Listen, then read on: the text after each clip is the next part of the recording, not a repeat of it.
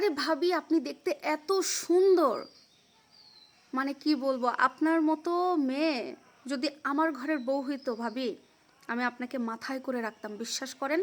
আর আমার বন্ধুর কথা আমি কি বলবো, ও একটা ছাগল। ও যদি ছাগল না হইতো, আপনার মতো একটা বউ পায়ে আপনার সাথে এরকম ব্যবহার করে, আপনার কথা শুনে না। ইসরে, আপনাকে যদি আমি পাইতাম ভাবি, একদম আমি অফিসে করতাম না, কাজকর্ম বাদ দিয়ে আপনার কাছে কাছে ঘুরতাম, সবসময় আপনার সাথে থাকতাম। আচ্ছা আপনি বলেন তো, আপনার মতো একটা মেয়ে যদি ঘরে বউ হয়ে থাকে, বাইরে যেতে ইচ্ছা করবে? আর আমার বন্ধু কি একটা গাধা, সারাক্ষণ বাইরে খালি বন্ধুদের সাথে আড্ডা দেয়। ওরে রে কবে বুঝাবে, কবে যে বুঝবে এগুলা। আচ্ছা ভাবি, বাদ দেন, আপনার যে চেহারা, আপনার যে মানে ফিগার, আপনাকে দেখলে মনেই হয় না আপনার দুইটা বাচ্চা। আপনি আপনার এই সৌন্দর্যের রহস্য কিভাবে বলেন তো? কি করে মেনটেন করেন আপনার এত সৌন্দর্য, এত সুন্দর ফিগার আপনার? এখনো আপনাকে দেখলে মনে হয় 16 বছরের যুবতী। এত সুন্দর মানুষকে রেখে আমার বন্ধুটা কি যে করে। আসলে আপনাকে যদি আমি আমার ঘরে রাখতে পারতাম, সত্যি আপনাকে ভালোবাসা দিয়ে একদম মুড়ায় রাখতাম, আপনাকে একটা টোকাও লাগতে দিতাম না। কি খুব সুন্দর লাগে না কথাগুলো শুনতে? আরে এরকম কথা শুনতে কোন নারীর পছন্দ হবে না, কোন নারী ভালো লাগবে না বলেন? এখানেই তো ডর মে কুছ কালা হে।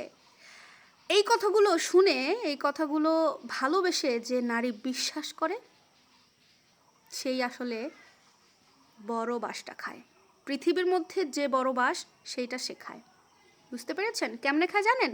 আমি আপনাদেরকে বুঝাই দিচ্ছি, বুঝেন কেমনে খায়। হাজব্যান্ডের সাথে যখন একটা নারীর বা একটা স্ত্রীর একটু মন কষাকষি হয়, একটু ঝগড়াঝাটি হয়, কিছু কিছু নারী আছে তারা করে কি, আশেপাশের ভাবি বা আশেপাশের যাদের সাথে ওঠা বসা আছে তাদের সাথে শেয়ার করে, এই নানান ধরনের কথাবার্তা বলে একটু মনটা হালকা করার চেষ্টা করে। আর এটাই হচ্ছে তাদের সবচাইতে বড় ভুল। হ্যাঁ, হাজব্যান্ডের সাথে যদি কোনো সমস্যা হয়, বনিবনা না হয়, বা যে কোনো ক্ষেত্রে কোনো ঝামেলা হলে যদি কাউকে বলার প্রয়োজনে হয়, তাহলে তাদের গার্জিয়ানকে বলতে হবে, বাবা মানে নিজের গার্জিয়ান অথবা তার হাজব্যান্ডের গার্জিয়ানকে বলতে হবে। সর্বোপরি তো এটাই উচিত যে কোনো কথাই বাইরে না বলা, কিন্তু তারপরেও যদি বলার প্রয়োজন হয়, সেই ক্ষেত্রে বলা উচিত গার্জিয়ানদেরকে। এখন হাজব্যান্ডের বন্ধু, তোমার বন্ধু, নিজের ভাবি, এগুলো মানুষের সাথে এগুলো শেয়ার করার অর্থ কি? একদিন দুই দিন শেয়ার করলে পরবর্তীতে তারা আসে সেই সুযোগটা নেওয়ার জন্য। আর মহিলা মানুষের কথা কি বলবো, তারা তো সুযোগ পেলে কথা শোনাতে ছাড়ে না। এমন একটা সময় আসবে হাজব্যান্ড ওয়াইফের মধ্যে মিল হয়ে যাবে, পরবর্তীতে তারা এই বিষয়গুলো নিয়ে খোঁটা দেবে।